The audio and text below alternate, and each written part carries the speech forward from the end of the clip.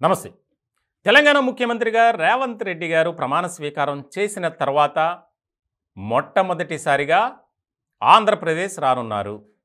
ఇప్పుడు ఈ వార్త ఏపీ కాంగ్రెస్లో ఒక రకమైనటువంటి ఉత్సాహాన్ని ఇచ్చింది అని చెప్పాలి. ఈ నెల 11వ తేదీన విశాఖపట్నంలో విశాఖ ఉక్కు ఆంధ్రుల హక్కు అనే నినాదంతో ఇప్పటికే ఉద్యమం జరుగుతుంది, పోరాటం జరుగుతుంది. దానికి సంబంధించి అన్ని పార్టీలు ఐక్యంగా పోరాటం చేస్తున్నాయి. ఇటువంటి సందర్భంలో ఆంధ్రప్రదేశ్ కాంగ్రెస్ ఆధ్వర్యంలో వైజాగ్ స్టీల్ ప్లాంట్ వ్యవహారంలో ఒక ఉద్యమాన్ని చేయాలి, దాని ద్వారా మనం ఎన్నికలకు సంబంధించి ప్రజల్లో ఒక రకమైనటువంటి మద్దతును కూడగట్టుకోవాలి అనేది చూస్తుంది. ఇటువంటి సందర్భంలో ఆయన రాక్ అనేది ఇంకా ఇంపార్టెన్స్ సంతరించుకుంది. ఇప్పటికే ఏపీసీసీ చీఫ్గా షర్మిల బాధ్యతలు స్వీకరించిన తర్వాత target YSRCP, main target Jagan అన్నట్లుగానే ఆవిడ వ్యవహార శైలి ఉంది. ఇప్పుడు ఈ వైజాగ్లో జరిగే కార్యక్రమానికి ముఖ్యంగా ఆంధ్రప్రదేశ్ కాంగ్రెస్కు సపోర్టుగా రేవంత్ రెడ్డి రాబోతున్నారు.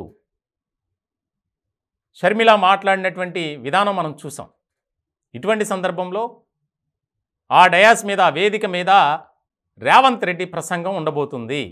చాలా కీలకమైనటువంటి అంశంగా రాజకీయ వర్గాలు చూస్తున్నాయి.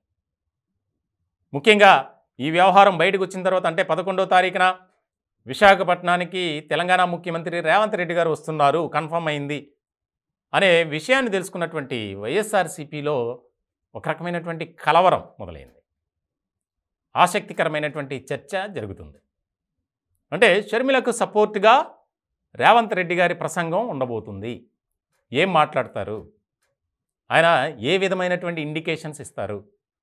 కాంగ్రెస్ వర్గాల్లో విస్తృత స్థాయిలో ఒక చర్చ కూడా జరుగుతుంది. అదేంటంటే, ఎన్నికలకు సంబంధించి చాలా కీలకమైనటువంటి అక్కడ ప్రసంగం ఉండబోతుంది, ప్రకటనలు చేయబోతున్నారు అనేది కూడా వినిపిస్తుంది.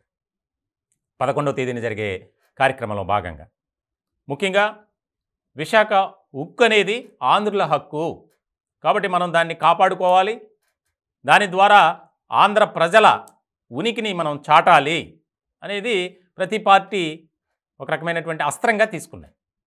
మరి ఇలాంటి సందర్భంలో చాలా కీలకమైనటువంటి ముఖ్యమైనటువంటి అంశంగా మారింది.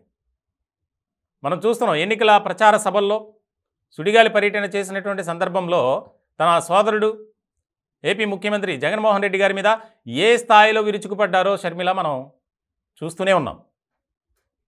ఇలాంటి సందర్భంలో రేవంత్ రెడ్డి గారు ఏం మాట్లాడతారు, ఏ రకమైనటువంటి సందేశాన్ని ఇస్తారు, దిశానిర్దేశం చేస్తారు ప్రజలకు అనేది ఇక్కడ కీలకంగా మారింది.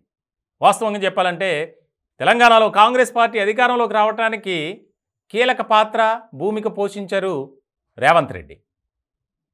మరి ఇటువంటి సందర్భంలో ఆంధ్రప్రదేశ్ రాజకీయాల్లో ఆయన గతంలోనే ప్రకటించారు, ఏపీలో ఎన్నికలు జరగబోతున్నాయి త్వరలోనే, ఆ ఎన్నికల ప్రచార సభలకు తెలంగాణ నుంచి నేను వస్తాను, కొంతమంది కీలకమైనటువంటి ముఖ్యమైనటువంటి నేతలు కూడా వచ్చి ప్రచార సభల్లో పాల్గొంటారు అనేది. సో మొత్తానికి విశాఖలో జరిగే కాంగ్రెస్ ఆధ్వర్యంలో జరిగేటువంటి సభకు రేవంత్ రెడ్డి రాబోతున్నారు. ఆయన ప్రసంగంపై ఉత్కంఠ, ఆసక్తి నెలకొనే పరిస్థితులు అయితే ఖచ్చితంగా కనిపిస్తున్నాయనే చెప్పాలి.